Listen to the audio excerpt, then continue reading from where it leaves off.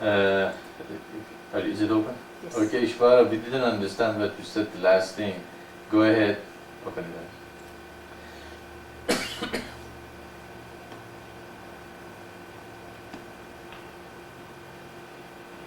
The question is to know why I have to live these problems. It is difficult to be wise in that time. Yeah, I know. It is difficult to be wise when you are in the middle of the situations. Well, that is why we need the communities of light. We need to create an environment that children know they are children, men know they are men, women know they are women. That God said each of us, each of them have a place in his, on earth and in the world, and then so you can create an environment that the thing is not in the camera, end of it. I don't want it because it makes that buzz. Sorry. Okay. So Yeah. What's the problem? This is not. Oh, that one, okay. Anyway, yeah. But you can hear me okay? Everybody here? This side. Yeah. Okay. I fix that later. The camera. The camera. Okay, anyways, we got some voice sound problem here and trying to fix it.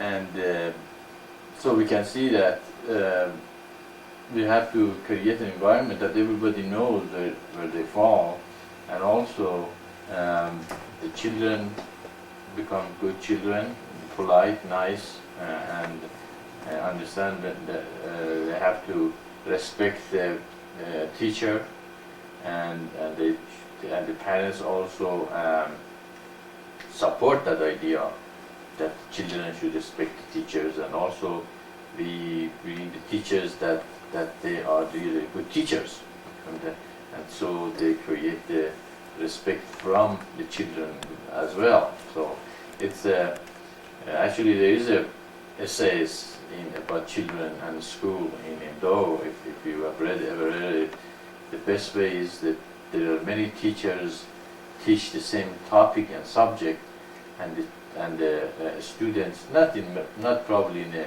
lower level, but when they went to the higher school or a higher level, they can go and sit in different classes and then choose which class they are more comfortable with it, and then they ask the teacher if they would accept also him or her as a student, and if teachers also feel comfortable with the student, then he or she become the teacher's a student.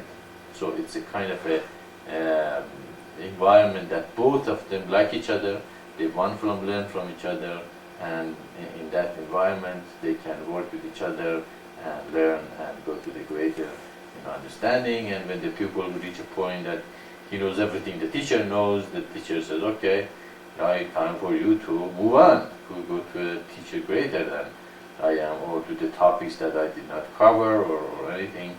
So we create people who are educated, then not they have degrees. The more important these days become who has that degree, who has this degree, but they never ask how much educated you are. And education is absolutely different than just having degrees, because I have seen some people, it's very easy for them to find how to find information and pass the exam and get good grades, and when they're out of school, they know how to good grades, but they are not educated. So educated is different than just being, having grades. So, and why you have those problems, I don't think it's only you. Everybody has problems. As far as you are in this body and this physical body, you will have a problem. You have to solve them, resolve them, take care of them, and it is not. You're not here to not having problem at all. And even the communities of light, we have a Saturday evening meeting to solve our problems. So it means even then there will be problems in the community to be resolved. But why are each of us individually, or the whole world seems everybody has more problems that they had 50 or 60 or 100 years ago, and people financially they are better off, they eat better, they have a better housing, but why they are less happy than our fathers or grandfathers that really didn't have much, and they lived, day to day in a not very, comfortable position as we are. And the reason is we have put the God out of our systems. We are not, creating the communities of light to be loving together, create an environment that everybody feels safe and secure. Each of us wants to scratch a living out of, a very harsh world, and that is why all of us are separately are very vulnerable, and we have a lot of problems.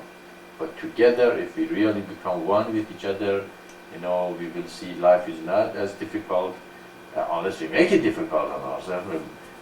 Ego comes in and you want to become number one, and you feel you have all this problem, and everybody, picking at you, and this and that. Then, of course, you will have problem, because the problem is not external, but internal.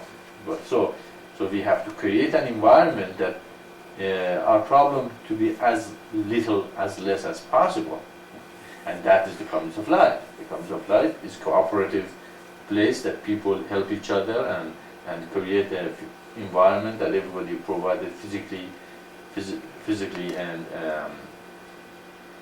this safety and physiological needs are met, and then they learn how to also loving with one another and being helpful to each other. And so in that environment, everybody has a very little problem to resolve, and the only thing left is go out there and maybe make some, income for the community and bring it together, and then see, okay, well, how we can use this in the best way possible. Of course, the children are number one in the community because they are the future of the community.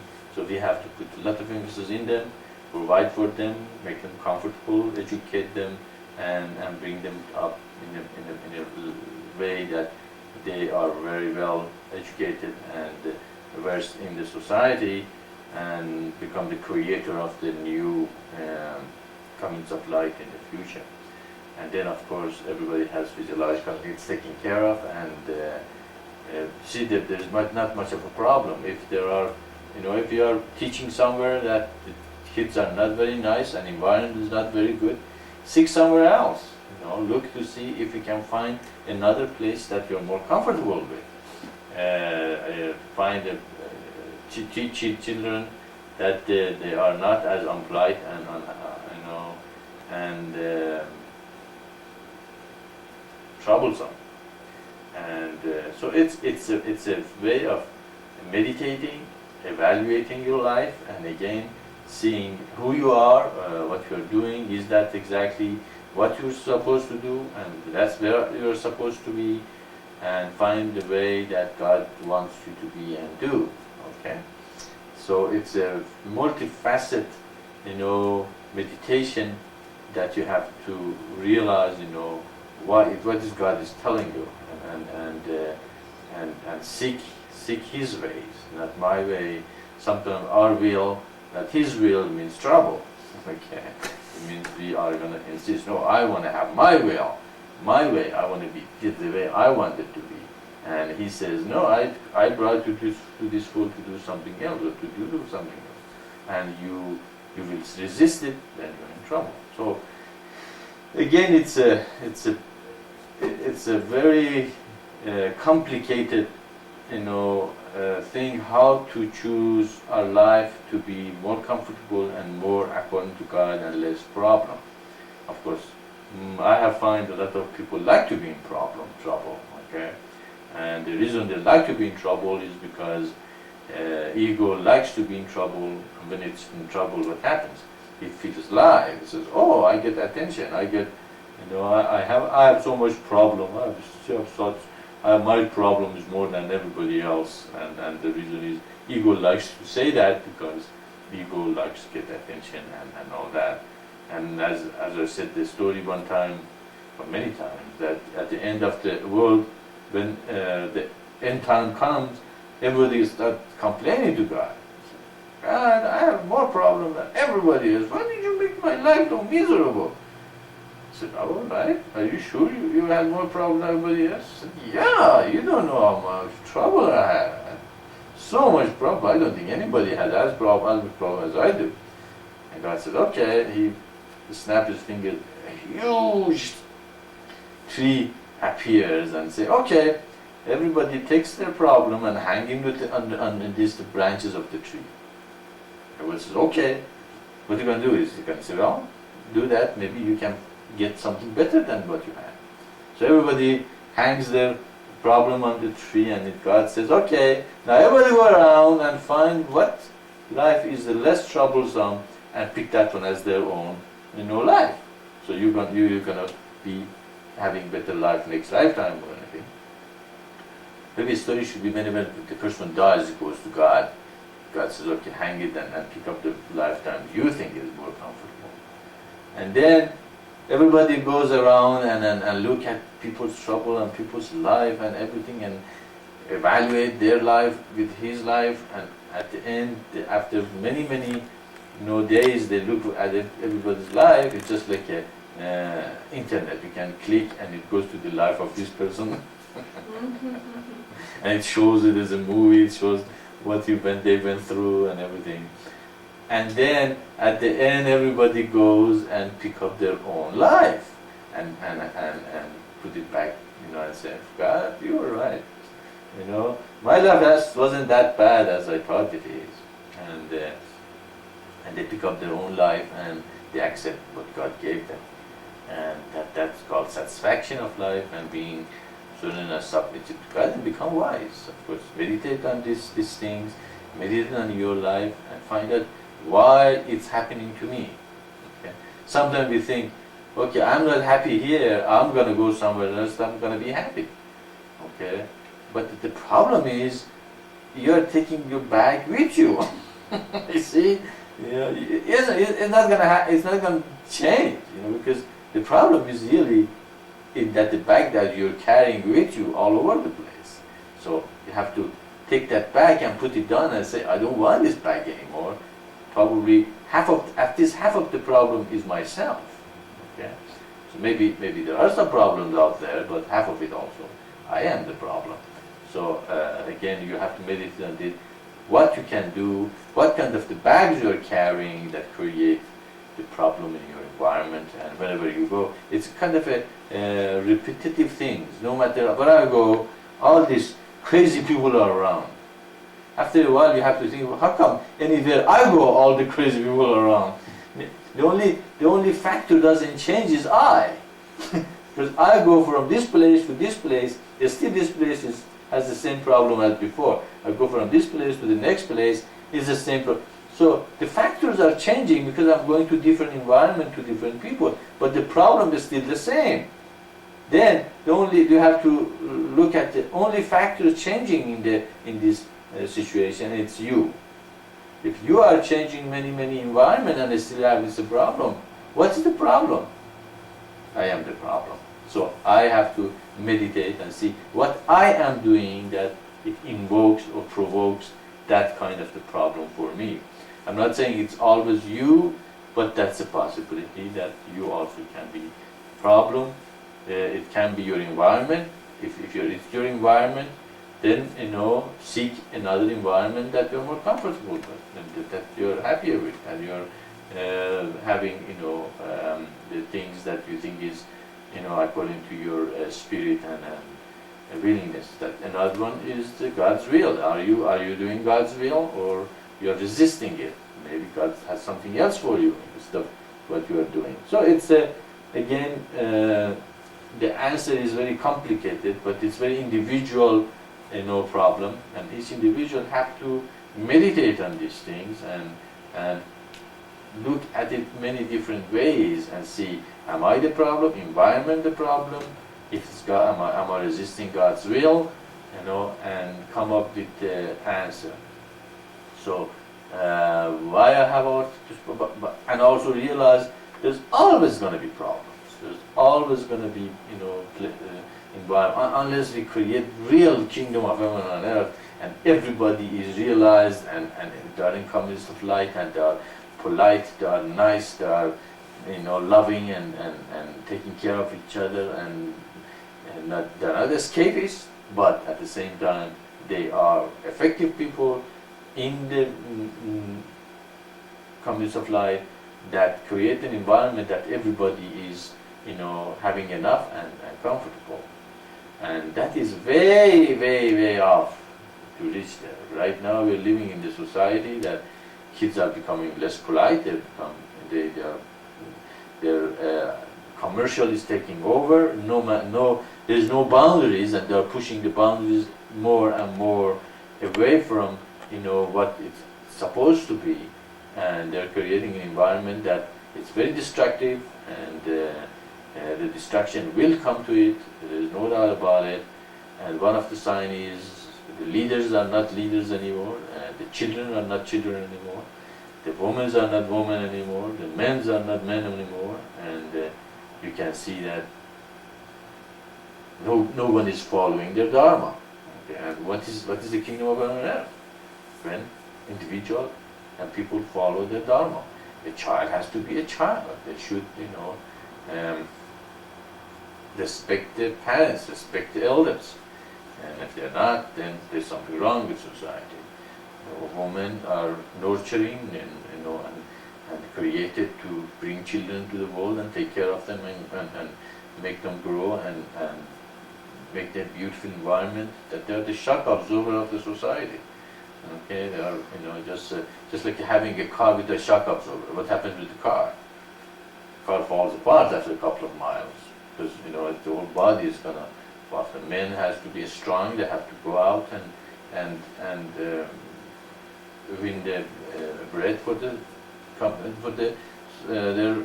family, and also be in the society and the community to create an environment that the children feel safe, and the women feel safe and taken care of.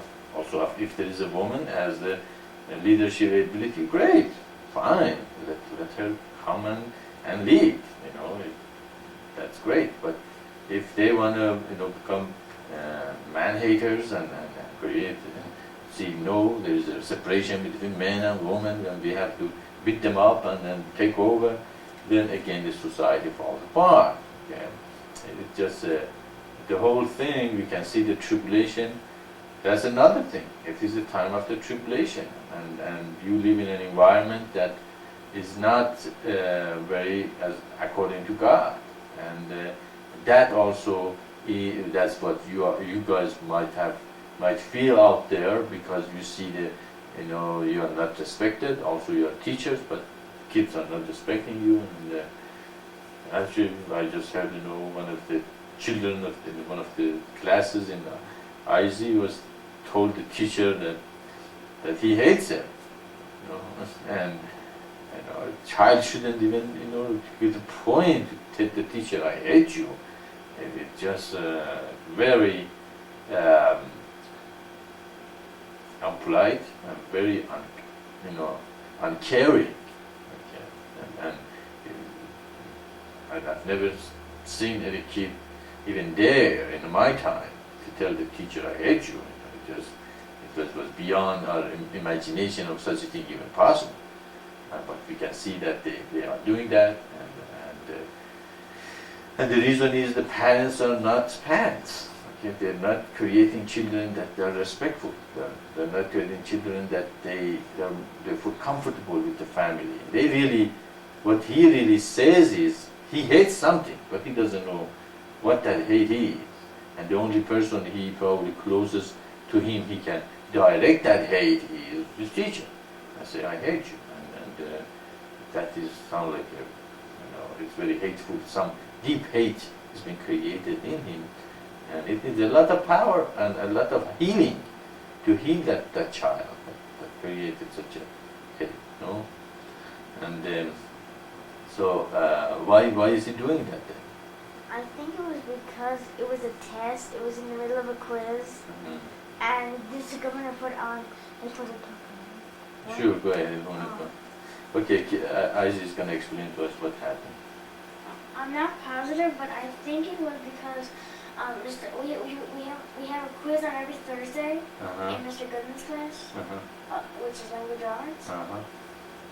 And I bet that the kid who was named Tyrone hadn't really studied last night.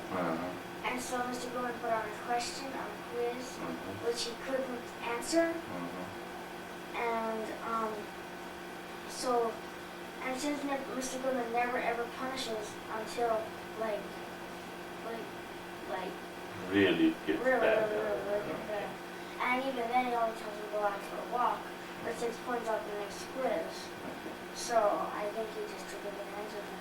Okay. Do you think it's a right thing for a kid to tell? Okay, I said that's what I mean. Okay. So no matter what it was, he should not have said that. Even if he was frustrated with the test, that frustration means that he wasn't doing his job. He didn't study, he didn't work on the quiz, and then he directed his. He didn't. You see that's exactly what he was doing. He was not taking responsibility for his own action. He was directing his state to someone else. So it says it's really your problem. It's your fault, not my fault. Okay, so it's happening. Where do these kids learn this? They learn from their parents. The parents are the most influential beings in the kid's life, and that should be that way, because God gave the kid to these parents to raise him up, okay? And they are the most responsible people for the kid. God chose these two people to be with the kid, and they should be to be with the kid. That's another thing for the pure couples that we advocate. That you don't just create a kid and just say, okay, I don't understand you, understand me, I'll go my way, you go your way, and the kid in the middle just don't have the two parents together close to him. Such a kid cannot grow up to become, unless it's just luck to become good kids, but usually they don't. It's going to affect them very, very, very strongly. So they learn from their parents. Their parents don't want to take responsibility. Okay, their parents, they have learned that if you did something which is not correct, don't blame yourself. Find somebody else to blame. Okay, so that's why this kid, instead of saying, "Oh, I should have studied. I should have, be prepared for the quiz, but I'm not. So whose fault is it? It can't be my fault. It's never my parents' fault. They taught me, they never make mistake, or if you have a problem, it's somebody else's fault. Therefore, he start blaming the teacher. So you see, it's such a complicated, relationships are very complicated situation if the other person is not, pure enough or high enough in a consciousness. It's very hard to have a very good relationship, and we can see that most of the people and kids are learning that they should blame someone else for their problem. Okay, and that is what we can see here. It's happening, and we have to go back. We have to create the kids. They take the responsibility. I am going to school. I am supposed to be educated. This is the material I have to learn. This is the project I have to do. This is the things I have to. This is a part of my life, and this is my responsibility. Okay, my parents might help me a little bit. My teacher might help me a little bit. But it is my responsibility to do it and take the responsibility for it. Okay? So after a while, they don't blame the teacher if they didn't learn. Okay, if you don't like the teacher, as I said, you have to have the choice of saying, no, I can't. I don't like this teacher. I cannot work with him or her. I'm find another teacher. That has to be given to the students, and also it has to be given to the teacher. Teacher says, I'm sorry, I cannot work with this student, and as I said, the student chooses the teacher, and the teacher then chooses the student if it's okay to be with him. So our system is not a perfect system at this time. These things are the subtle things that has to be taught, to be realized, to be, we are living really in hell right now, because it's not the kingdom of heaven on earth. And all religions have fallen apart. Okay, the Jews are not Jews, Christians are not Christian, Muslim are not really Muslim the way they're supposed to be. And this thing has to be taught, has to be realized again and again and again. Create the community of life based on the pure, couple, based on the sannyasins. Create great, beautiful environment for children to take the responsibility of their life and realize, this is their life. They have to meditate, awaken their spiritual forces, become educated, and help the society and the community to prosper to the highest and create an environment that everybody has the least problem in their lives so they can sit and meditate instead of having a rat race out there. And each person is trying to fending for themselves. They have to raise the kids, they have to work, they have to save money, they have to plan for their retirement, and then at the end up to a retirement house and vested away without any realization who were they, why they were here, and why they were created. And that is a very sad state of affair right now, and a lot of people, they think that's wonderful, and that's not. We can feel that it's going to get worse, and the only way out again is the community of life, creation of the community, meditation, awakening of spiritual forces, see who you are, and who is the problem. Is it your problem, their problem, or you are not following God's will? It's the environment that we are living in, it's the society is falling apart, it's the whole bunch of things you have to consider, and eventually say, oh, okay, that's my problem. And then, see, that's what I was saying to IZ many times I was teaching. Understand the problem. If you understand the problem, you are half solved the problem. Okay? You are half, in a solution. Okay? Then you can say, okay, this is the problem, now how I can solve it. Then the solution is going to be right on your face, and you can solve the problem. And so I cannot answer, it is the question is does not have one answer. It's in every individual situation is going to be different, but it's the volume of the reasons that why these problems creeping to the people's life and why you have this problem. Does that answer your question?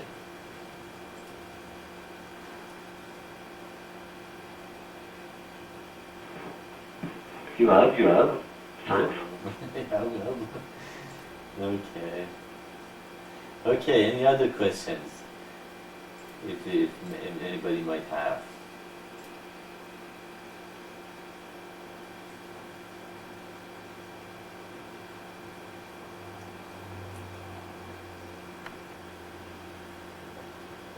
Radha's here. Okay, hello Radha, how are you? I'm open. Hi Radha, how are you? You just came in. How was your week? How was your life? How was everything in Quebec?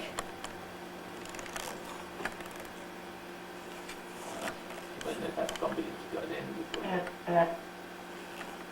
I am fine. Thank you, and salam to all of you. How is the connection? Is good? My week was very busy at the office. It's not breaking up. It's just like it's like somebody's pausing and unpausing and pausing and unpausing. But I feel. Can you cut it off? Okay, Radha, you're not coming through very well. You're breaking up pretty bad. She's not breaking up though. Yeah, it is breaking. How's your connection? Is it okay? She's I agree. still talking. It's gonna take her an hour to say what words she could have said in 5 minutes. Okay, open it. Yep. Yep. Yeah. See, And we aren't Yes. losing any words. It's just that Yes. there are breaks between each thing. It's And that's what it is, basically, In it's the- breaking up. okay, Okay, open up. and for you, Okay, open eyes. Rather, I don't, we could not hear you very well. I don't know what's the problem. How's your connection? You were breaking up pretty bad. We did not understand a word of what you said. I did. I did. What is it? Well, she said it. Yeah, she said she's okay, and how are we doing? And then she said, Eric was busy, and what else? Well, then we tried to cut her off. Yeah.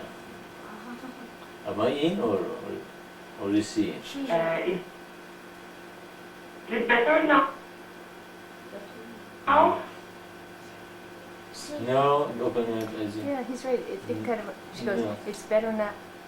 Yeah, it sounds like. Are you holding the mouse down? It sounds like you come through and then it gets a pause, and then you come through a little bit and then there is a pause.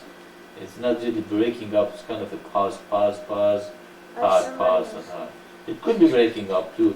Do you hear us okay?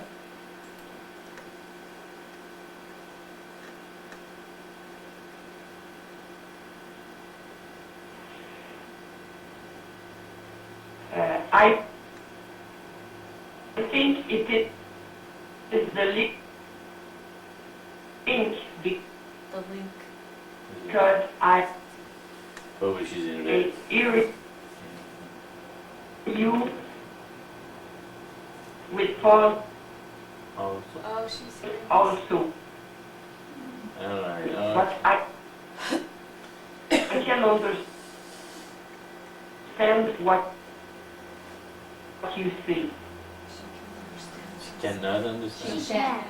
And Okay. so can we. Just like Yeah. you So can we. We understood the last sentences you said, but there was a pause. It could be that there is a very high traffic in internet, and it takes a long time to if any words come through.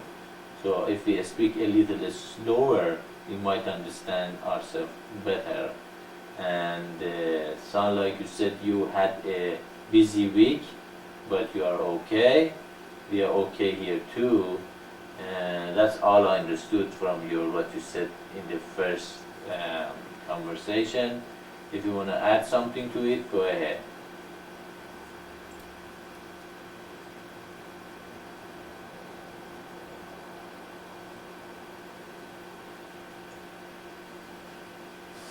No, Okay. oh,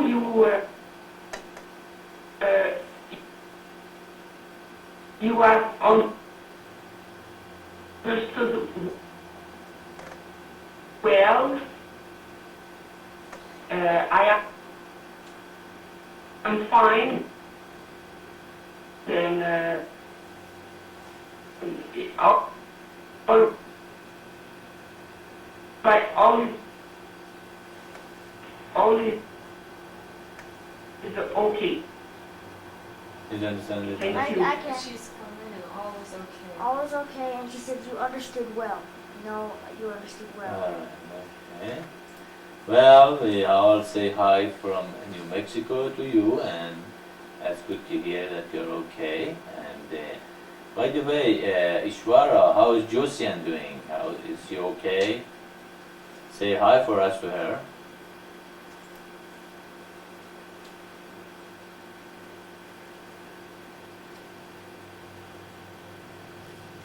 Hello? Is he? Are we off, is he? Maybe he fall asleep. Maybe into fatness. Hello? Open up. Here, there you go. Is he talking, guys? He talked for a second and then turned it off again. Okay. Okay, open. Okay, Shwara, are you still there? We could not hear you. Yeah, we were wondering if Josian is okay and how is she doing?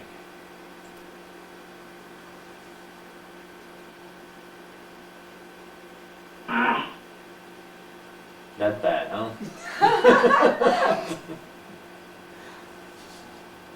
What was that? Okay. Can you hear me now? Yes, yes, we can hear you. Go ahead. Sorry, I've got a few problems with my computer. Now it's okay. Josiane seems to want to follow some satsangs. I don't know when. She tried internet phone 5, and maybe she's going to buy it. That's great. But it seems to be okay for her. You what? It seems to be okay for her. That's great. That's great to hear that. It's always good to see that people are interested in the mission and what we have here. That's wonderful. And that's good to hear that everybody is okay in Quebec too. And how's your daughters doing in Quebec? Are they going to school and doing okay? Just say okay.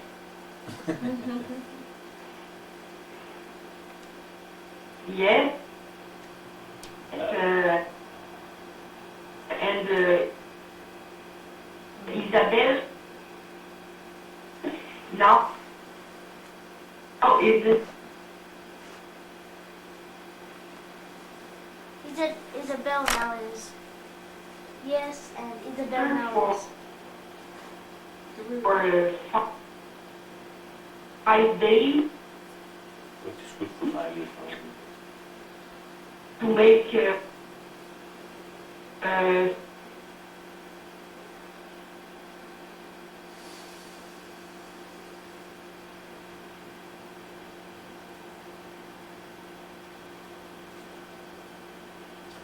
Okay. All right. Well, as we understood that she's okay, and go somewhere for 5 days, and that's great. That's bad that we have such a bad connection. That's not good. And maybe you can disconnect and reconnect again, and see how's that gonna work. Wait, we just got disconnected. You got disconnected? We got disconnected. Okay.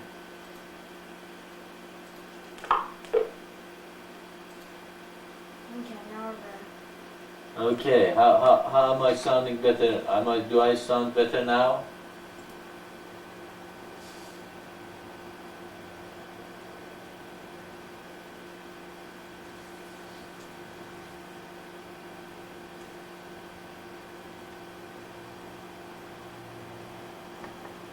Hello? Hello?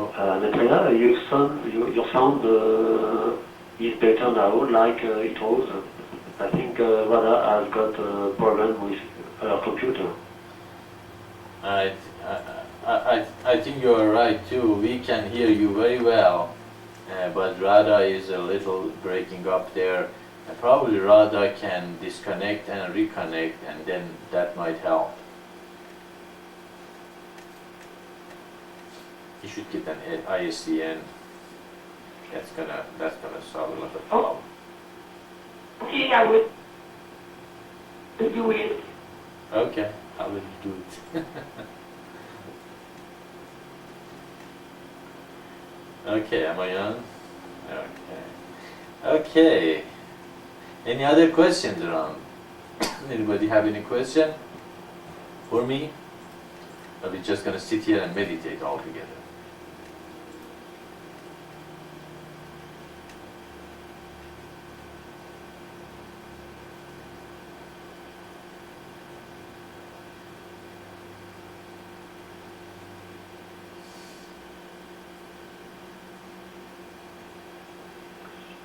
Maitreya? Yes? Yes, Ishvara, go ahead. It seems that the mission group has not many questions. I don't know. I don't understand why. Maybe they want we ask our question. Maybe they ask question and I talk too much. Well, apparently nobody has a question around here. They are either pure consciousness or they have completely forgotten about the mission and they don't read though and meditate and think and come with the questions, or they have already asked the questions. I don't know why they don't have any questions, but I suppose they just don't have any questions left for them. They have been here for what? Some of them 9, 10, 11 years, and some 8, 7, 8 years, 8, 9 years, and they have been asking questions all this time, and they reached a point probably they feel they had all the questions they had. So I don't think we accuse you of talking too much. You go ahead, and if you have a question, and that's fine. If you don't have, nobody has to create questions. If you don't have any question, we just come here every week and talk about different other things. But if you have a question, don't feel shy and go ahead, and we answer them.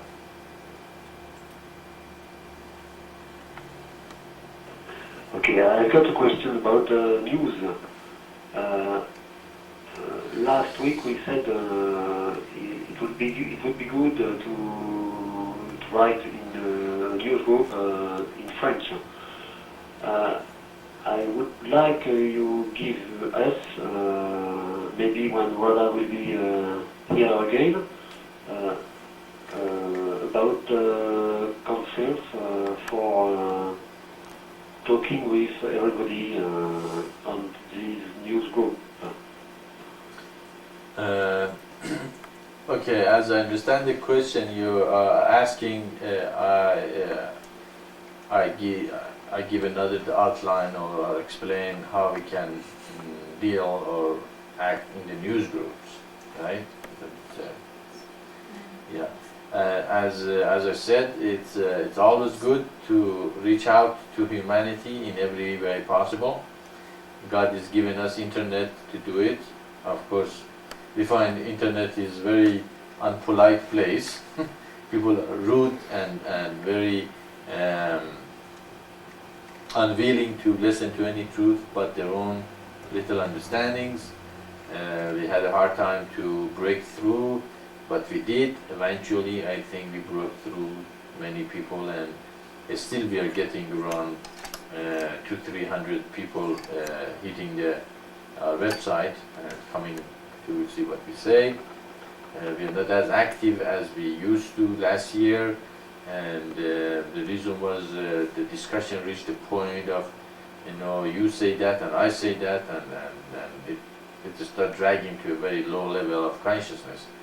So that was the time that I really back off, because this is the mission of higher consciousness, and we have to create environment that is very high. And if it's the point that you start arguing and bickering and creating an environment that is very low level consciousness, then that's not good. We have to back off the situation and go a place or create an environment that the relationships are based on a very higher level consciousness. So that's why I backed off, and probably I go back again sometimes. But right now I'm pretty busy.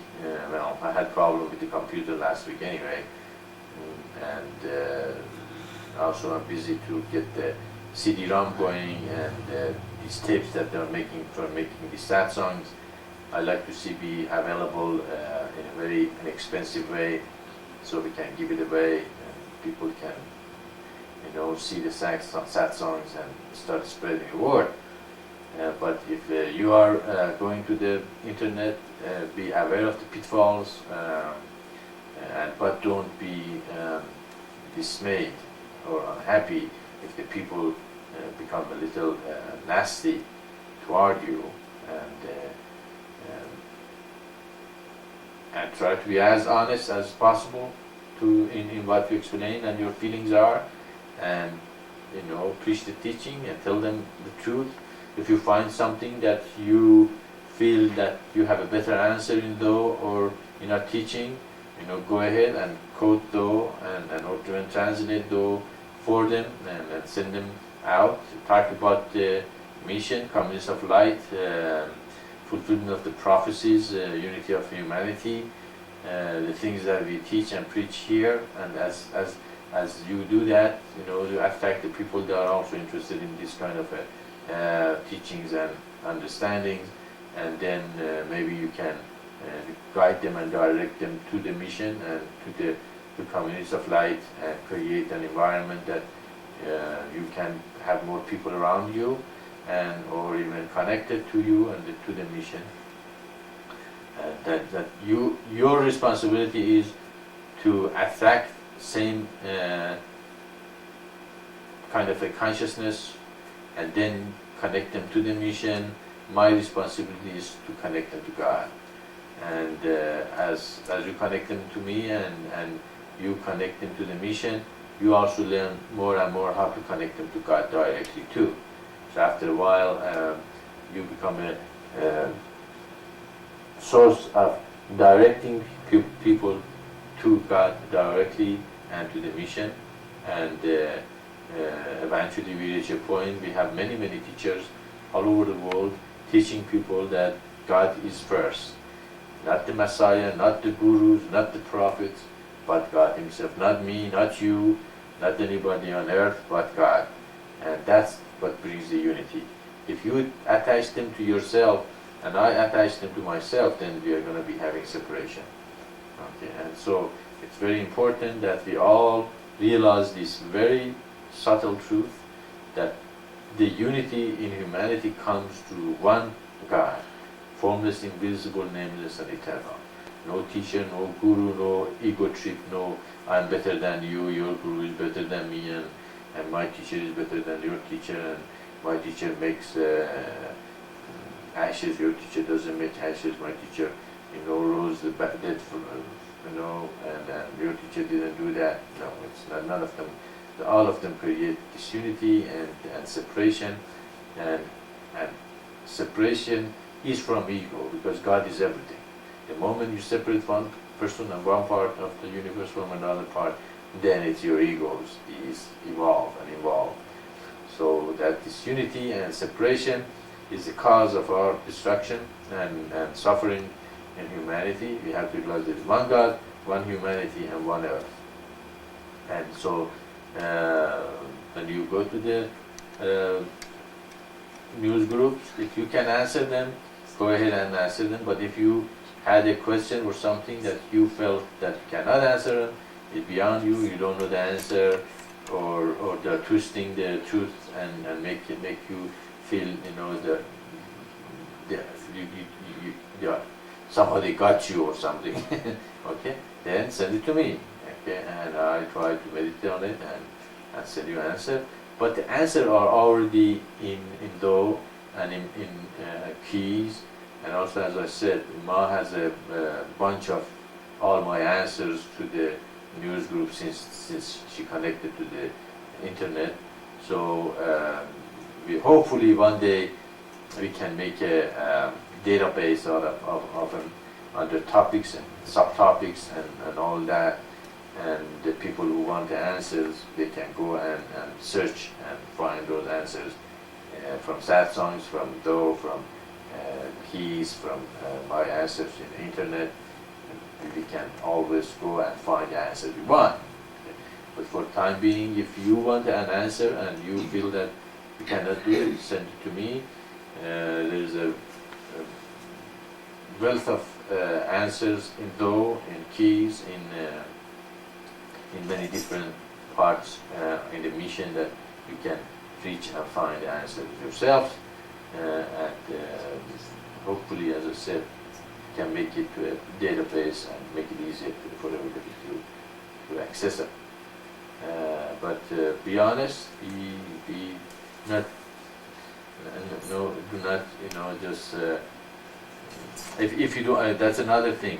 If it gets to you, if you reach a point that it became too much of a negativity from the people in internet, just back off. Just go away and just drop them for a while, and just don't worry about them until you feel good about it, because they can get to you. Okay, they can because you go with a very open heart and a very beautiful teaching, and you feel that everybody should realize it and understand it and accept it, and suddenly they say things absolutely off wall or something absolutely you didn't even anticipate such a negativity possible, and you become very affected by it.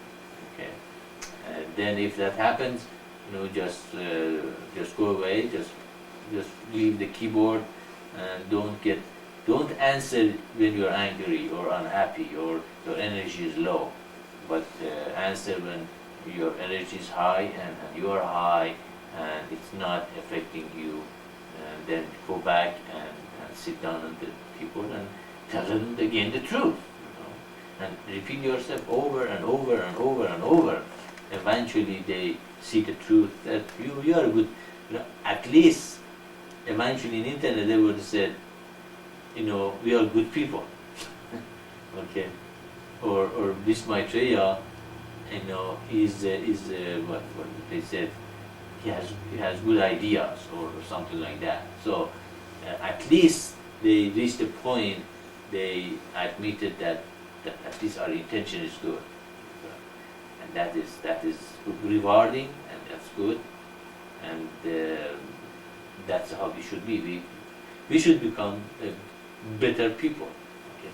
We should create conduits of light and let our light shines, and everybody sees it and say, yes, these people are good people. They are solid. They are not crazy. They are not cults. Okay? But they are having a very solid teaching based on God's revelations, and it's not contradicting what God said, and they are not egoistic. They are open. They help each other. They have created an environment that everybody have the physiological and safety is taken care of, that they are trying to know themselves and help one another.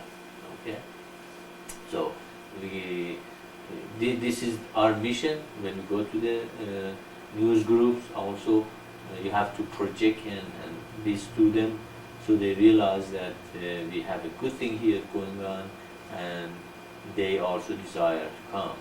And also another point is those people who answer you or attack your ideas or create bad environment, don't worry about them. You're not writing for those people. You're writing for those people we call lurkers. The people, they come, they go through the internet, they read internet, they messages, but they rarely answer them. Okay, there are some of them are deeper people that it affects them. Of course, some people also might answer you nicely. Be nice to them and explain in a deeper level what you said and what you mean and what we are doing here. And but the lurkers, those people who come and they are looking for wonderful teaching, and they pick up your words and love it and come, and just like you yourself, you came to the internet and just came to our website and loved it and came over, and that's it. It should be as simple as this. If it's taking too much time and effort and energy, then that person probably is not that interested. Okay, he or she is in ego trip, or they have made their mind. They are not humble. They are not looking for the truth. They are not looking for the this new revelation. Just be nice and polite and extremely good to them, but realize and recognize that you are not the doer. It's God's doing it through you, and do your best. And but don't take too much. Don't get too attached to the result. So you can just be free. Do whatever is necessary to be done, and it might be you reach a point that you feel you did it. You're done with it. That's how I feel about the internet. In this point that I went in, we had the announcement, acknowledgement. We told them who we are, what we do, what we believe, and reached a point that we felt, well, we did it. Okay, it's there, and people on the internet, even they start talking about the comments of light. They start talking about the 7 seals and and the name of the Jesus never was Jesus. Even they started website about this matter that his name never was Jesus, and even then a person sent me a email, and he he he he he didn't agree with me a lot of things, but at the end said, I know his name never was Jesus. That's why I never use the name Jesus anymore. I call him Christ. I said, that's great. But he didn't know where he got it. He didn't know that it's our teaching. He was taking it at his own understanding now. But that's great. That's what we need. This teaching become your understanding, your part of being, and you realize, yeah, what Maitreya says is correct, and now I understand it as my own teaching, and I see what it says makes sense. Okay? So you have to become our teaching, you have to become the mission, you have to become our this realization, and then teach it to others. And you see it, why it's so perfect. If we create the commons of light, it will affect everything else in the society. Okay? It's just like a key to the society. Commons of light, based on the pure families and this sannyasa. Okay? The rest gonna fall to their places.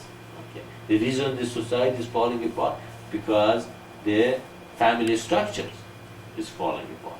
Because the communities, the family structure falls apart, the community falls apart. The community falls apart, the children fall apart, man falls apart, the woman falls apart, and the whole society goes to destruction. It is not what I just say, but study the history. Okay? In the beginning of every nation or people who become great, they have very strong belief in God or something. They had strong family environments, okay, and they struggle and worked very hard to create that environment. And then you study any society who become rich and powerful, okay, they suddenly put the God out, they accept a lot of different gods, the family environment is destroyed, and that society in 100 years, no more. Just like Persian, Grecians, Romans. Where are they? They're all apart because they become egoistical and they said, we know better than God, but it's good for us. And that's what that destroyed them. So again, go to the news groups and say these things to them, but be wise, know who you're dealing with, and don't let it get to you. If you felt it's getting to you, just back off and come back when you're in good shape. Anything else? Does that make sense? Yes. About the answers we can give to others. Do you think we can speak about our own life, because we are a witness of what we feel and live with you, with the mission, in personal manner maybe, but I think it will be easier for me if I speak about what I live, what I feel, and what I share with the mission. Not only what it is, what are Maitreya's teachings. Do you understand? Okay, you want to talk about your own experience about the mission and can you tell us like what? If you want, if it's too personal, you don't want to tell us, it's okay. Not personal things, but feelings like love, Not personal things. like I don't know. What I feel, what I felt when I have been in the mission that I do carefully. It's a bit difficult. I have no answer now. What I know is I live something very strong. Can I answer? And Sure. I'm sure I can share that with someone else. Okay, Saraji have a question for you, or have a statement, I guess. We can do it from the bottom there, or maybe not that one instead. But yeah. Okay, she is getting the microphone. Ishwara, from our experience on the internet, it seemed like some of that is okay when you talk about your experiences and your feelings about the mission and how you came to the mission, but you don't want to really get too much into it because you'll find that people, our experience was we found people would almost try to misuse some of that personal information, and they'd start asking questions about you personally, and I think you really need to be very wise about it. When you talk about the mission, you can say some things about yourself, but you really don't want to emphasize that because it just doesn't seem to work well. Okay. Okay. Okay, but you can explain why it doesn't work well? Well, like people started asking me, "Are you married? You know, are you Joseph's husband? You know?" And I just ignored the kind of stuff. You would say a few things, and then they'd ask you more questions, and it wasn't really. You knew they weren't coming from a good place when they started asking you personal questions. Okay. I don't know, Ma. Do you want to? What was your experience about that? Do you have anything with that? Okay, we have now Ma is giving her testimony.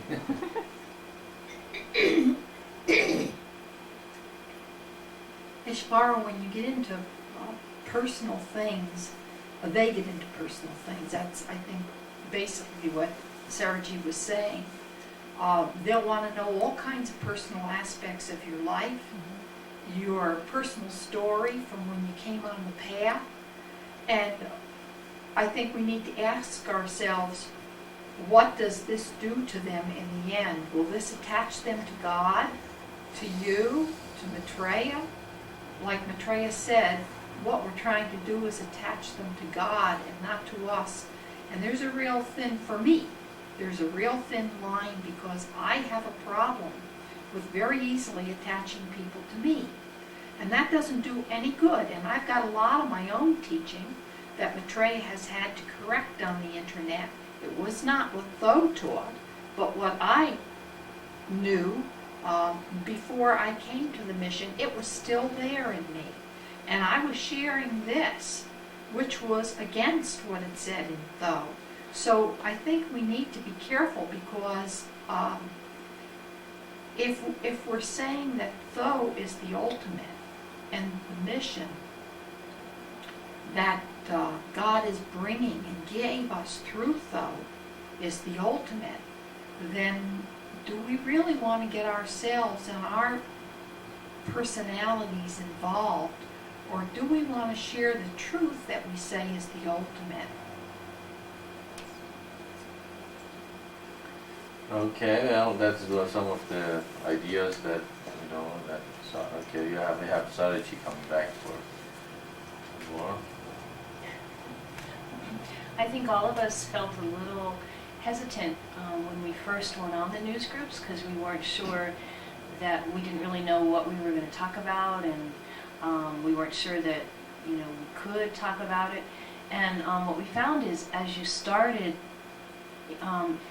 getting yourselves involved with some discussions, it became easier and easier, and there would be some things that were discussed that you weren't absolutely maybe clear about, and it forced you to go to Maitreya's teachings and look it up, and actually you would learn as you were answering people. How I started was I would see a topic that looked interesting and I would go on it, and then I would share a view from the mission, something maybe about like Maitreya was talking about how children should be taught, or about the chakras, how they relate to the seven seals, and so it would bring a totally new perspective to that discussion. But it would also force you, because you'd want to go back to Tho and see exactly, what was written about those things. So you'll find that it's very exhilarating experience because you end up getting very involved with the teaching at the same time that you're sharing it. Okay, that was some ideas and experience that you heard. I guess still you do not understand completely what kind of the personal thing you want to share in internet. If you want to say how you felt about the mission and how you got into it, that's great. But if the discussion comes to the point of that the teaching is not taught as much as it should, and that's the most important thing that we have to bring to humanity. So again, the wisdom comes in. What is the goal? What's our problem? What's our goal is? Our goal is to give this message to whole humanity and create the kingdom of heaven on earth based on the commandments of light. And how can that be done? By sharing personal experience and talking about the personal thing. Is that the way will be done, or if this is the way, that is great, we will follow. And if the way is to inspire other people by saying how you were inspired throughout the mission, that is great. That sounds, it's gonna work. But at the same time, they eventually have to realize that they have to take responsibility of their life. They have to connect themselves to the invisible, the formless, invisible, nameless, and eternal. They have to be effective in their life and come and join the mission and create the community of light, and all that goes on and on. Then that's fine, and we go that. We have to have the goal in our view all the time. What is the goal of the life? Why I am here? Okay, I was called to give this message to humanity. Okay, you were called to hear this message, but now you heard it. Now what? Now our responsibility is I also give it to other people. Also I spread this message to other humanity, to other people. And so I guess we do not completely comprehend your desire to share your personal feeling. What is it that you want to share? But if you have a great desire to do it, and you think it's going to help the mission, go ahead to see what happens. Okay, that's another thing. That's we should not back and stay inactive because we're afraid to get into something. We get into something and we learn a lot. Okay? Even if it's negative, it's okay. If you come out of any situation and you learn something, no matter what the situation was, it's okay. Go ahead and do it and see what happens. And if you succeed, then we all know you succeeded and you brought a lot of fruits. And we say, yeah, that was a good tree, a tree that brought a lot of fruits. If you didn't succeed, then you can back up and look at it and say, well, I did this, it didn't work. But remember, the whole idea is to create the community of light, to create unity, bring the kingdom of heaven on earth, teach the great sign, the 7 seals, and that this thing are fulfilled. Does this make sense to you, or do you have something else? Go ahead.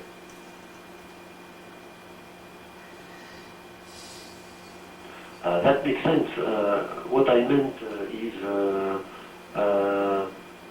to begin a discussion on the news.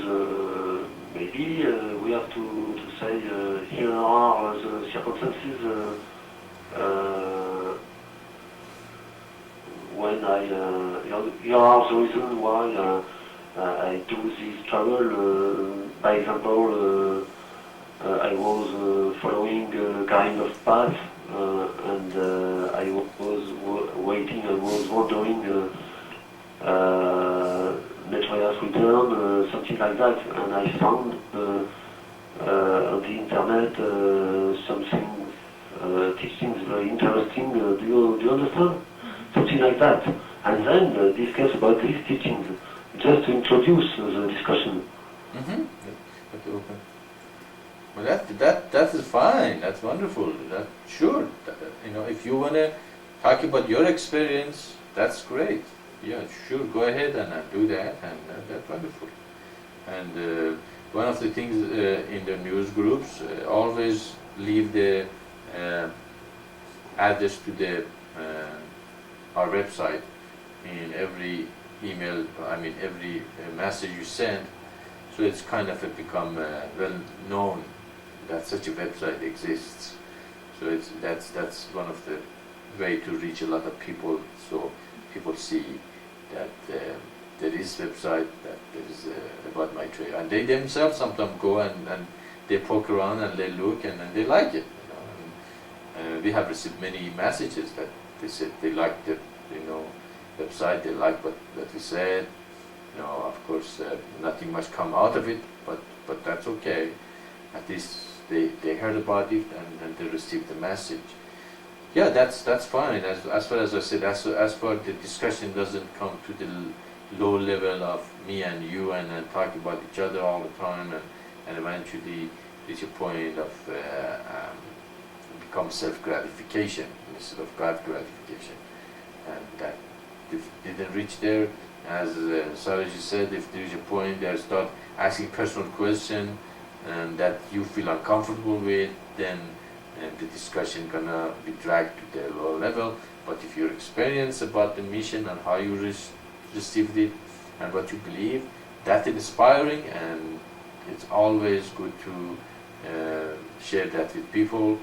That's why I always share how I received the mission.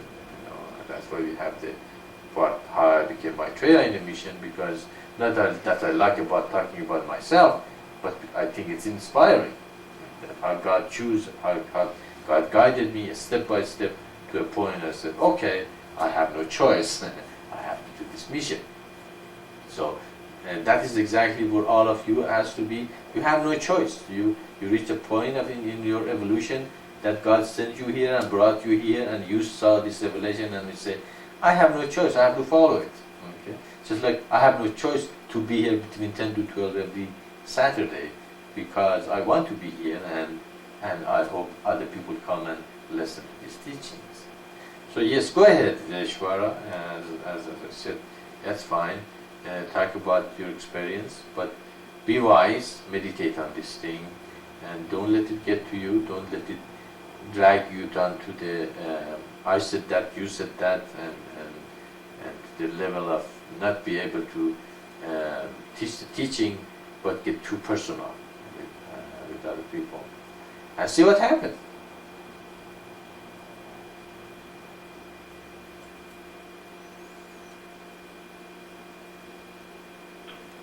Okay, we will see what happens. Okay.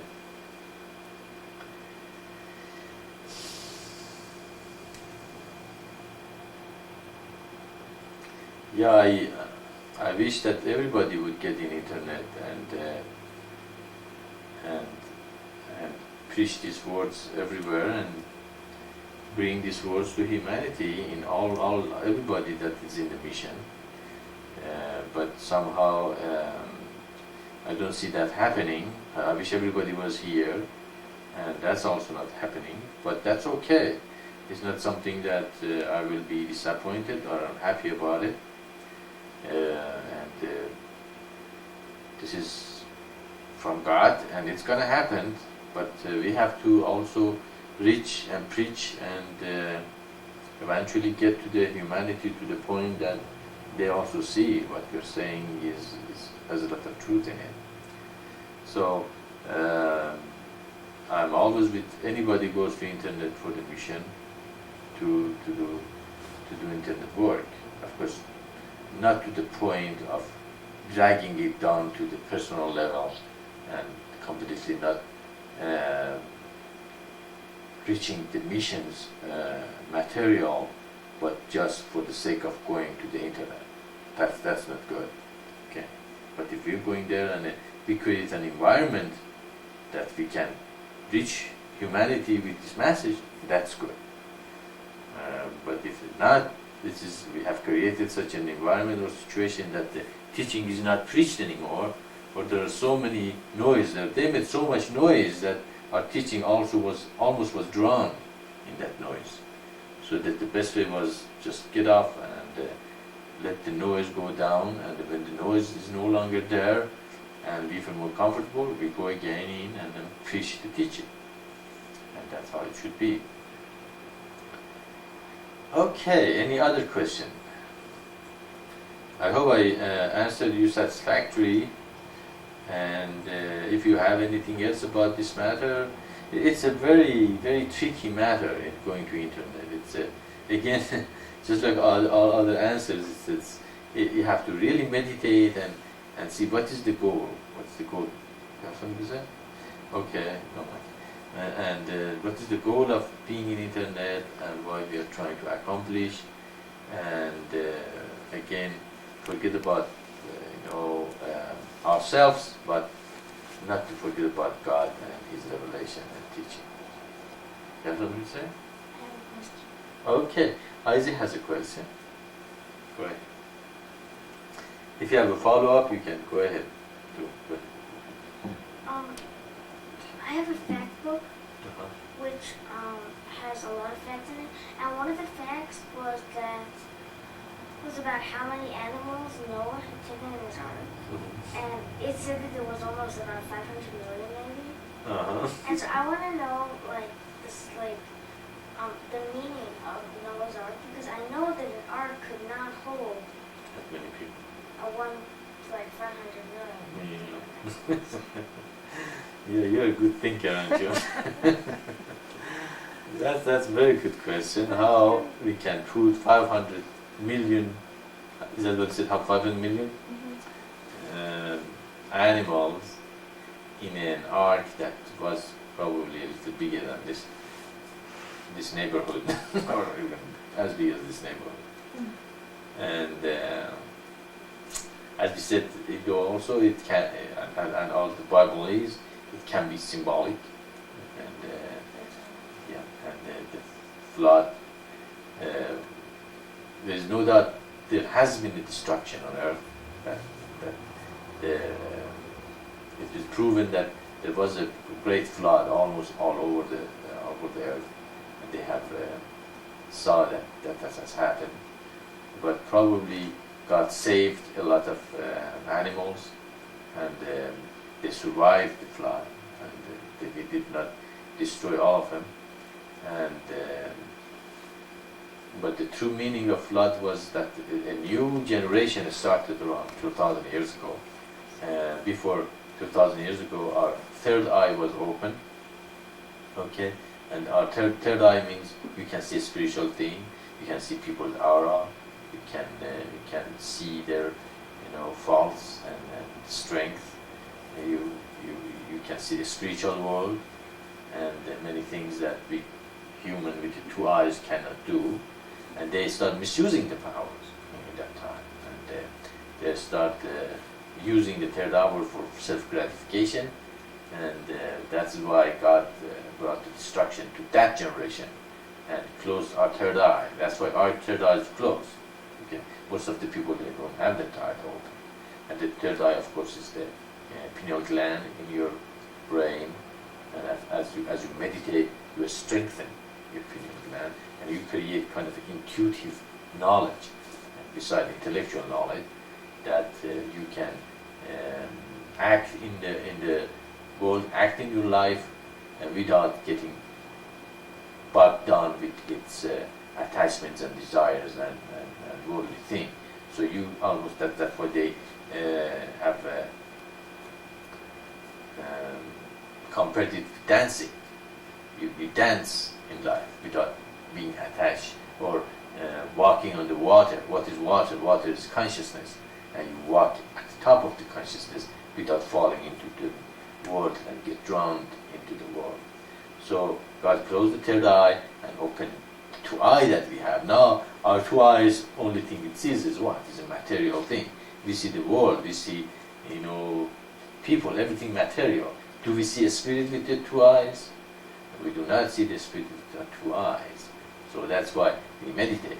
Now is the time to go back again with our third eye open, but with the third eye open, how? With the third eye open, with understanding of Though and God's revelations and the scriptures. So now our third eye open, but we're not going to misuse the power. If you misuse the power, what's going to happen? Our third eye is going to be closed again. Okay? Just like when I started meditating in Pennsylvania, the first month I meditated, I could see people's future, or what they did in the past, and I started telling them, what they did, and I felt so great because I created this CD, this power to do that. And then, of course, we knew a lot of people during the school, and we knew a lot of people in another city that they were our friends, that they used to invite us over for this gathering and their parties and like that. And I started telling them what they did in their life and everything. And I became a hit. Everybody started coming to me, and anytime we went to that to the gathering or party, everybody would gather around me, and I tell them who did what and in the past, things like that. And I thought I have accomplished great thing in my life that I am able to do that. Of course, after I start misusing my power, I couldn't do it anymore. After a month later, I couldn't do it anymore. And that was a very good lesson there for me to realize, wow, don't misuse your power, don't misuse your abilities, don't misuse your CDs. And we have the CD, everybody has the CD for sure, and we will not misuse it. Okay, Kyosha has a question. She's going to come last. Those people in that time that you were talking about them misusing their powers, and then the flood and destruction came, but they didn't have the eternal divine path, and they didn't have because this is the first time that's ever been on earth. Is that correct? Not quite. Eternal divine path was revealed to the humanity by the first begotten Son. When he reached pure consciousness, he also revealed it. That's what Adam became what? Adam was the first teacher of humans. So he taught them the eternal divine path and how to create the comets of light and all that. So they had the whole thing, actually. Exactly. Okay, but then they fell to misusing it. Exactly. Okay. Exactly. Thank you. Yes. So they knew about the eternal divine path, as it says. It is eternal. It's been there. It's gonna be here forever. It's the base of the communities and the base of the kingdom of heaven. It's the base of how humanity can be happy and create an environment that everybody will have enough physiologically and safety and happiness and time to meditate and awaken spiritual forces. And that's why we are here. We are not here to become the biggest star. We're not here to watch television and be, have a desire to be famous or make money or this and that, but to know ourselves. That is the greatest achievement a man can reach, to know thyself. If you know not yourself, then no matter how much you accomplish, it means nothing. It's really little. But they didn't have it written down like so, right? Yeah, okay. If your question is if it's been written down, no, it was not written down. We have a question from Sarji. Or it wasn't. Wait. Or it wasn't in the form of 7 seals, because the prophecy says, the time of the 7th angel, the mystery of God will be finished. So the mystery of God was not known then, although the eternal divine path. Right, that's right. Okay. Not quite. The mystery were known before the flood of Noah. In the beginning, God did reveal the 7 seals. Maybe there wasn't a publishing press or internet or thing like that. It's been written down and given, but the third eye was open. But when the third eye is open, when you have a spiritual power, also there's a pitfall in that, and that is that because you have a spiritual power, you have the ability to misuse it. Okay, and misuse of power is very sweet. It's very ego gratifying to do it. As I said, I was telling people their future, and I became very kind of famous. Okay, I start getting attention. I start become the center of the party. Okay, and a lot of people love that. Okay, to be in the center of attention and get all the credit for having creating make the people, other people happy and all that. So I start misusing it. So also I would know the eternal divine path. I would meditate, but still, if I gain some power, I start misusing it. No matter because still, my ego is so big and so craving that I crave to dominate. I crave to. That is the basic need of ego, to dominate, to be number one, to be to tell other people what to do, or to get to the point that everybody look up to that person. Okay, and actually, ego and the realized person have a lot in common, kind of a lot of common, because a realized person is attractive, and people listen to him or her. Okay, but he or she doesn't get the credit for himself. He or she doesn't try to dominate and take advantage of the situation, but ego does. Okay. Ego crave and wants to have those things and dominate and take advantage of the situation, and that is why when you gain the power and you still have ego, you do what? You misuse it for self-gratification. But now we know that in this time, if you do that, what happens to you? It's going to be taken away from you. Okay? Your third eye is going to be closed. You're going to be miserable. You're going to be completely powerless. You're going to become, pushed out of the situation. So this time, also our third eyes are becoming open little by little. Humans' third eye are opening up again, but also the revelation and the scripture has been sent to humanity to guide them not to misuse the power. And eventually this teaching telling you don't misuse your power. Okay? Because if you do, you're going to bring destruction to yourself and others. Okay? You have to become humble, as Christ said. The humbler you are, the greater you are. And the person who has the powers and misusing it, the person whose ego is craving for glorification and attention and doing anything, even negative attention is okay to such an ego, then you have to back up and say, well, I'm not really thinking about the comings of light, I'm not thinking of sacrifice, I'm not thinking about the surrendering and submission to God, I'm not universalist, I'm not humble. Oh, this is my ego. Okay, I have to back up and say, look, that is how I can receive my third eye open, by following the eternal divine path and humility. Not by gaining the power and say, wow, I can see angels, I can fly, I can walk on the water, I can raise the dead, or I can say the people's future or past, or I can tell you what your future is going to be. I better join a 900 number, psychic number, so people can call them and make my money.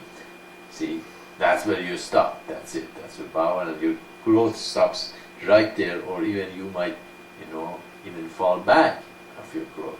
So the whole thing. See, look at the problem.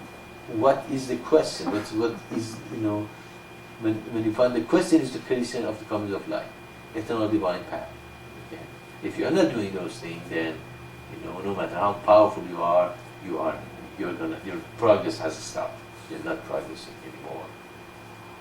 So, eternal divine path was revealed to humanity in the beginning by the first begotten Son, and humanity knew about it, and the third eye was open, but man fell. Okay, as we say, even Adam and Eve fell, and they ate of the tree of the knowledge of good and evil. What's that mean? Was it really a tree there? God said that this is a tree called the tree of the knowledge of good and evil? No, it was not. He told them eternal divine path. He told them you have to follow eternal divine path. He told them you shouldn't be egoistical, you should be humble, you should. And they were so innocent, they even had no awareness, and they were naked. Well, it wasn't meant that they really were naked, but meant they were so innocent that they had no awareness even of their body. Okay? And they were completely in a pure consciousness. They were completely absorbed in a higher thing. And then suddenly, the lower nature said, oh yeah, God said you shouldn't be, self-centered, you shouldn't be selfish. If you do that, you would be even greater. And they fell. They became, being in self. God absorbed, they became self-absorbed, and that they fell. So God told them all about this thing. And then he has to go through the history, they have to go through all this evolution, and now again he is brought us to him. That's why it's so hard for humanity to accept our teaching, because even Adam and Eve had a hard time to follow it. Okay? Because this teaching is based in a lot of self-sacrifice, not ego glorification, but God glorification, and a lot of humans don't want to do these things. But that is the way to salvation. That is the will of the Father from the very beginning in the Garden of Eden, and His will is the same here now. And that's what He wants to see humanity follow eternal divine path. If they don't, what's going to happen? Are they going to hurt Him? No, their third eye is not going to open. Okay? They're going to stay with their two eyes. The only thing is their eyes are going to guide them. Oh, the beautiful thing. They want to have fun all the time. They want to see beautiful things all the time. They want to follow the world. What happens when you follow the world? You go away from God, and then you fall to lower nature. So, the eternal divine path was given to humanity in the beginning. They fell. God closed the third eye of man and sent the prophets to humanity for the last 12,000 years. Now, He's sending the whole package again to humanity. This time, of course, we have to understand these things and open our third eye with our goal of the creation of the comings of light and bring the kingdom of heaven on earth. And in that way, hopefully, we will not fall and we will not become self-centered. Hopefully. If it's not going to happen, then who's going to get hurt? I don't think God's going to get hurt. It's us again. We're going to get upset hurts and become egoistical and fall. Okay. So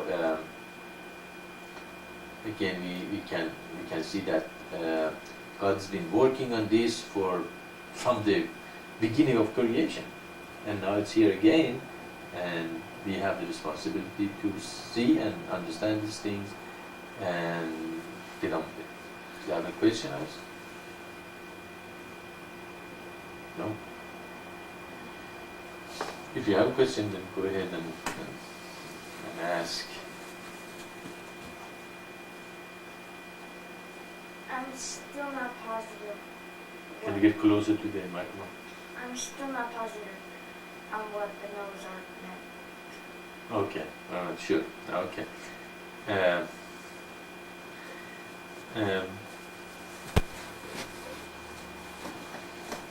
So, God gave that eternal divine path. They'll tell them what God wants them to do. And God didn't create only one man and woman, as Bible said. God created them. There was more than one. So, and then He thought they were going to follow it. He gave them eternal divine path. Tell them about how they can create a good environment for everyone. And then what happened? Adam and Eve, the symbol of man, fell. Adam means the symbol of the higher conscious, and Eve means the symbol of lower nature of man. They fell because lower nature man said, what? Don't follow God, but follow me. Become self-centered, selfish, and don't follow the eternal divine path. And then when they fell, God threw them out of the Eden of heaven, of pure consciousness. Okay? And then as they were out of the pure consciousness, they became what? They become more gross. They weren't as subtle. So that's why he gave them the coat of Skins. skin. Coat of skin? What's called Bible? The coat of skin? Coat of skins. Coat of skin, okay. So they start having skins. Before that, they even didn't have a skin. They had what New Age these days say glorified body, okay, or light body, okay. They were absolutely pure energy, pure light. And then, because they fell, now they have flesh and skin.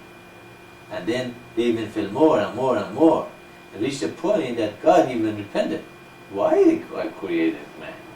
Why I created human that has doing so much evil on earth? And in the chapter 6, of course, then Cain kills what is it? Abel, and he doesn't give he doesn't respect God the way he should. He doesn't offer God offering according to in a higher level. And then when God doesn't accept his offer, his face fell and he became angry, and he blames Abel because Abel is favored by God, because Abel was pure and he would offer his offering in a greater level of with a pure heart, not in an expectation. And he eventually kills Abel. So there's murder and there's destruction and then destruction, and goes down the drain. And the destruction starts, and humans become self-centered and selfish, and they start misusing power. And eventually God says, I'm going to change this.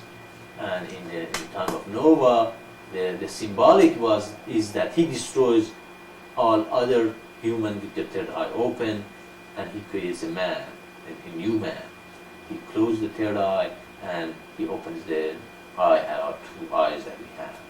And now he doesn't have to worry about this too much, because we don't have much of a power. You have ever seen anybody can move the tables all over place in your school? Okay, have you seen somebody just touch someone else and get healed? Okay, or they can extract life and rejuvenate their body. They can do those things because their thirds are open, they're closed, their abilities are being taken away from them. And that is the real symbolic meaning of the flood of Noah. Okay, but of course it has so he created new human, new kind of animals. He created 7. It was interesting that from the Unclean. the clean animals, he said take 7. From unclean, he said take 2. Because while they are waiting for the water to abate, they would eat the clean animals. They had food to eat. But don't look at the symbolic meaning of the. But I mean, don't look at the literal meaning of the flood of Noah. But the symbolic meaning is that we are becoming the intellectual creatures. That's why intellect becomes so important to us. And if you somebody to an intellect, if you say there is a spiritual world exists, a lot of them they cannot believe such a thing exists, because intellectually they cannot see it. Intellectually they cannot understand it. But spiritually, it really is a spiritual world exists. But how we get there? Meditation, awakening of ritual forces. Okay. As you meditate, you become deeper, calmer, stronger, and more powerful, and more flowing in your life. Okay? And eventually, after we create the conscious of God, a lot of people might get their abilities back. Telepathy, for example. Humans used to read each other's mind. But a lot of people don't want people read their minds anymore, because their minds are so dirty. They're afraid, and also it's kind of a protection for them. So, if reading other people's mind, you need a lot of compassion to be able to read other people's mind and forgive them for dirty mind they might have, or the way they think, or they feel. Okay, so we can see that the eternal divine path was revealed to humanity. Man fell, and the symbolic meaning of the flood of Noah is a new man was created. Does it make sense? Except for one thing. Okay.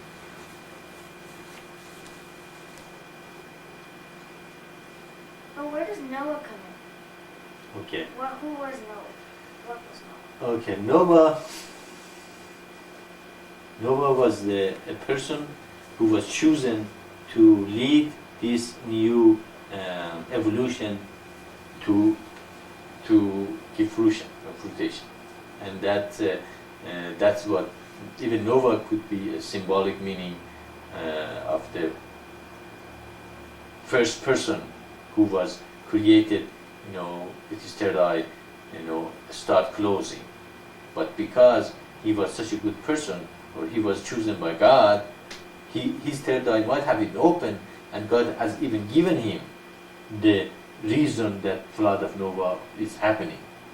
But his children, were the new generation. The children didn't have their third eye open anymore. Okay, that's why when the flood finished, what did he do? He taught them who do the. See, before Noah, there was no burnt offering. There was no fire to create burnt. There was no ritual, really. The only thing human did was brought gift to God directly. Even Cain and Abel did what? They brought they presented their gifts to God directly, and that then God didn't accept the one from Cain. So before that, human completely, it shows that human had a direct relationship with God. Do you see that? Cain and Abel, they could directly go to God. Now, after the flood of Noah, what does he do? He makes fire and make a burnt offering. What does that mean? It means human no longer had direct relationship with God. Now they have to do burnt offering and then give, and all those things that. So it shows that there's something changed there. What did it change? Before that, human had direct relationship with God. After that, they didn't anymore. So now Noah is teaching them what they knew internally before Noah by word, by rituals. Okay? And that is when the first mystical teaching starts by Noah. The mystical teaching, he starts teaching the mystical thing, meditation, having a portion. Now, man doesn't have direct relationship with God, so God know their heart by their love and with the devotion they have toward God. Okay. Does that answer your question? Okay, any other question there out in the world?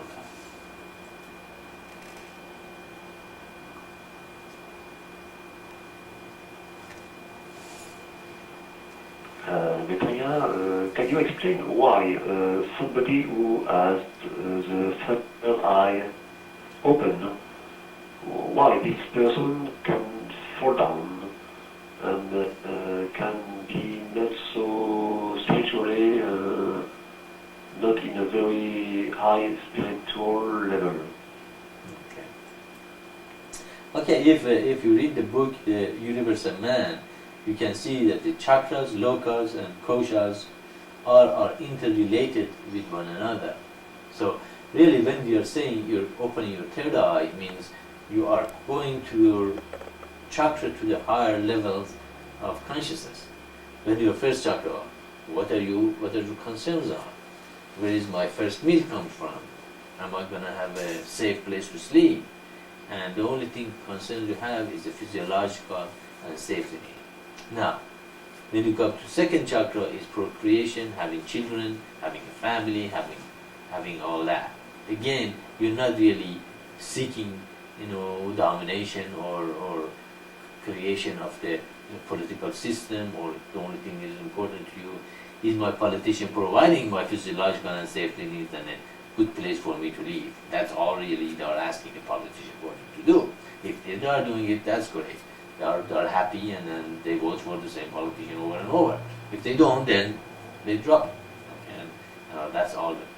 In the third level, of course, it's when you're not that concerned about your physiological safety. You know it's going to be provided. You have that ability to provide for yourself easily. It's not that big deal. And then family, it's also, you can take care of your family and provide for them. It's not that hard either. The third level is now I want to become someone in the community. So such person in third level, they run for office and usually become politicians, and they try to help other people. Sometimes not help other people, help themselves. Okay. Now, even in this, so in this level now, the person who's in the third level, they have power over, they gain power by getting positions in the community or in the government, and but they are not completely pure, are they? They're still having a lot of desire. They want to become number one. They want to become the higher position. They want to get more power, and they also want to, known to their constituencies, to gain their votes and all that. So they have to use their power to gain that. In a little higher consciousness, they experience the God of love, the love of God, and the power of love. But in the fourth chakra, you are still not completely pure. You are in the first chakra. The chakras, they overlap. They are not completely separate from each other. Okay, when you have a physiological and safety needs, you might still have a desire to have a family life too. If I have a desire to have a family life, you still are connected to your lower nature of physiological and safety need. When you are in a higher level, in a politician, you might still not be as high in the third level as other politicians are, and you might still want the physiological need and safety need and family, and at the same time have a little position here or there, and to have some little power. As you become more politician and a greater politician, you might even experience God's love, and even project God's love. But still you are in the third chakra, and you can use this love to gain control and power. So again, we can see as I like the saying, the power of love, changes the love of power. Okay? And you start misusing the heart chakra to that very attractive, very beautiful, very unconditional love, very open to gain power and dominate over other people and become very domineering figure. And then you can, that is when you start misusing your power. So misusing your power really starts from fourth chakra on. You are in fourth chakra, you feel the love of God, and then you see the power of love, and people get attracted to you, but you are in third chakra. What do? You attach them to yourself. Okay? You say, okay, I'm such a person that people love me, but when they love you, you attach them to yourself, and then you feel you have power over them, and you feel good about it. You think, wow, look at me, these people, I can have power over them, and they come to me for advice, and they ask me questions and all that, and you think you're a great spiritual teacher or spiritual being. Okay? And then you go a little higher. You go to the fifth chakra, and you start having astral projection, going to the ethereal level, seeing these wonderful people, seeing angels, seeing this thing, and you say, wow, this is it. I found it. I reached the highest level of spiritual progress. But it's still you're selfish, self-centered. The only thing you're interested in thinking about yourself, and you have no interest whatsoever in the community or communities of light and all that. Again, you misuse your power because you become very attractive. The spiritual people are very attractive beings, and that's what that attraction bring other people to them, and then they misuse their power.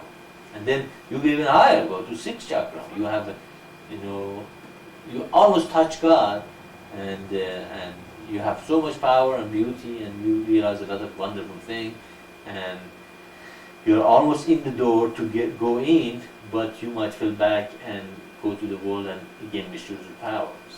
And so, unless you reach to the seventh chakra that you are one with God, you don't need anything anymore. Your unconditional love, your powers, your astral projection, or anything like that is pale. compare with the experience with God.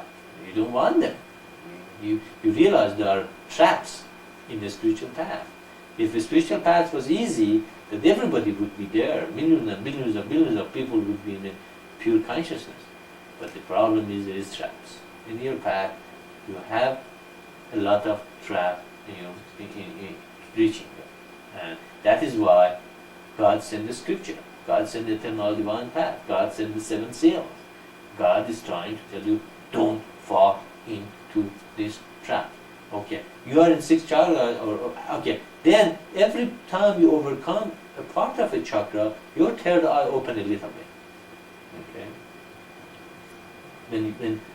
when you are in a 4th chakra, okay, you can see, how powerful love is.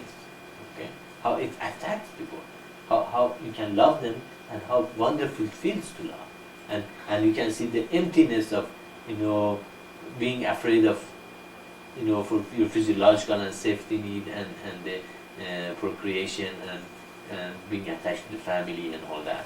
When you see that, then your 3rd eye is a little open. 3rd eye really means realization. You realize things. Okay, you see the emptiness of the lot of things that is very important to other people.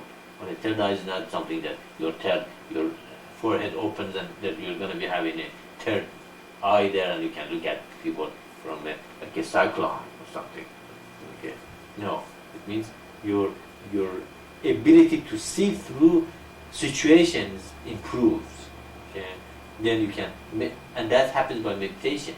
As you meditate, then your ability to see through things improves, and then you can create a situation is good for you, it's good for other people, and you become like that tree that Christ said that the bird's going to come and come and nest on it, and people kind of sit under shades, and you become a kind of a protection, a kind of a blossom beings. Then a lot of people feel comfortable and happy to come and be with you. So, and also the beauty of God, as I said, the vision I had, He knows everything. His love is beyond any astral projection or 4th chakra love. 4th chakra love is so pale in comparison with His true love of God. Okay? So when you had that experience, then is the time you will not fall. Okay, you don't want to dominate. Okay, I don't want to dominate anyone. I like to people understand the teaching, and then become my friend, and we work together and do this together. And I don't want to go to astral projection. I don't care. No matter how wonderful your beings are in astral projection, as I said, they're pale in compared with the amazing grace and love that God has for us and is, and on and on. So we can see that as we progress in the spiritual progress, I think our 3rd eye opens, your understanding increases. We might have power. We might see things clearer. We might even go to astral projection or attack people toward us. But those are, none of them are ultimate. They're all can be a trap in our path. The ultimate is the humility. The ultimate is the realization of the eternal divine path, creation of the kingdom of heaven on earth, and the comings of light. Become a good person. Is your path making you a better person? Then it's a good path.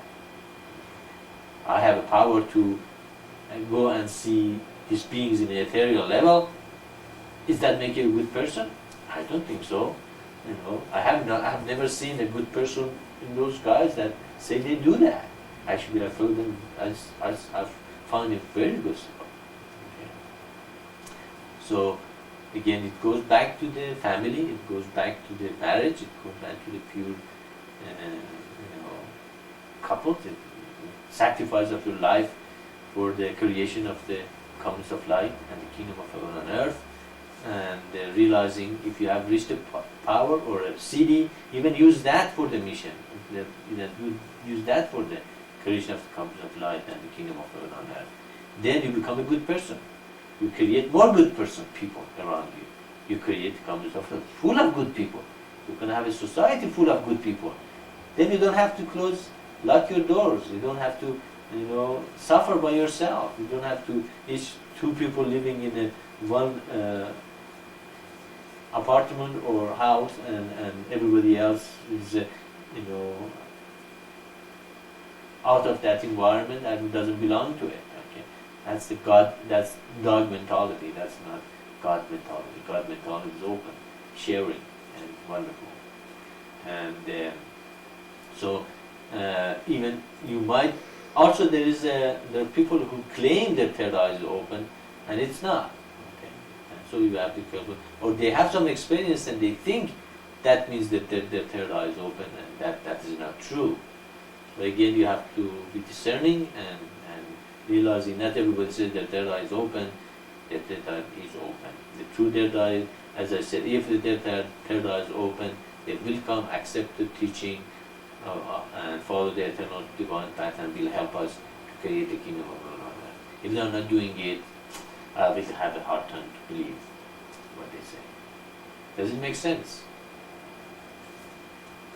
Yes, for sure. Yes, it does. That's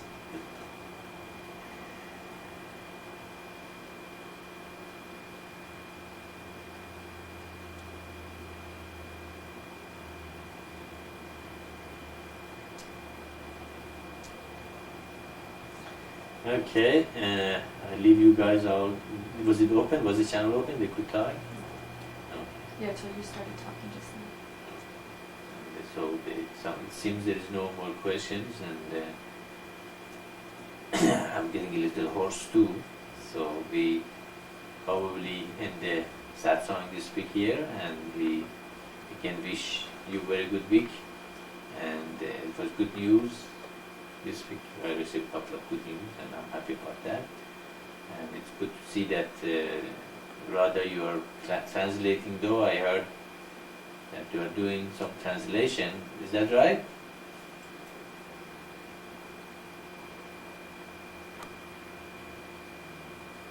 Yes, it is right. And but now I am on the calendar. I will send it very soon to you and to Dominic and to RD. And yes, I'm doing some translation. Thanks God, huh?